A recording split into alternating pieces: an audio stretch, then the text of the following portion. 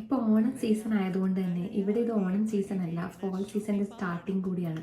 ഇപ്പോൾ maple leaves ഒക്കെ ഓറഞ്ചും യെല്ലോയും കളറായിട്ട് മാറിയിട്ടുണ്ടാവും. അതിൻ്റെ കൂടെ ഓണം മൊത്തം ഒരു കളർഫുൾ ആയിട്ടുള്ളൊരു ഫീലായിരിക്കും നമുക്ക് കിട്ടുക. അപ്പോൾ നാട്ടിലെ ഓർമ്മകളൊക്കെ മാഞ്ഞു പോവാതിരിക്കാൻ ഞാനിവിടെ ഓണം ആഘോഷിക്കാറുണ്ട്. അപ്പോൾ സമ്മർ സീസൺ ആകുമ്പോഴേക്കും, വിൻ്റർ കഴിഞ്ഞ് സമ്മർ ആകുമ്പോഴേക്കും ഇവിടെ പൂക്കളൊക്കെ നട്ടു തുടങ്ങും. അപ്പോൾ ഞാൻ ബന്ദിപ്പൂക്കളും സീനിയും റോസസൊക്കെ നട്ടിട്ടുണ്ട്.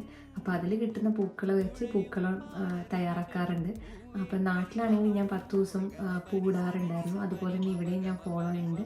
ഓണത്തപ്പനെയൊക്കെ വെച്ച് അതൊക്കെ എതിരേറ്റ് അങ്ങനെ തന്നെയാണ് ആഘോഷിക്കാറ്. ഇപ്പോൾ പൂവിന് ഭയങ്കര വിലയായതുകൊണ്ട് നട്ടുപിടിപ്പിച്ചേ മതിയാവും. പിന്നെ ഉത്രാടം കഴിഞ്ഞ് തിരുവോണം ആ സമയമൊക്കെ ആകുമ്പോൾ ഞാൻ കുറച്ച് പൂ ചിലപ്പോൾ വാങ്ങിക്കും, കുറച്ച് വലിയ പൂക്കൾ ഇടാനായിട്ട്. അപ്പോൾ എല്ലാ പ്രാവശ്യവും ഇവിടെ ഓണം ഒരു വർക്കിംഗ് ഡേയിലാണ്. ഇപ്രാവശ്യം ഇത് സൺഡേ ആയതുകൊണ്ട് ഫാമിലിയായിട്ട് ആഘോഷിക്കും. വളരെ മലയാളികൾ കുറവായതുകൊണ്ട് തന്നെ ഫാമിലിയായിട്ട് തന്നെയാണ് ആഘോഷിക്കുന്നത്. അപ്പോൾ എല്ലാവർക്കും നല്ലൊരു ഓണം ഞാൻ ആശംസിക്കുകയാണ്.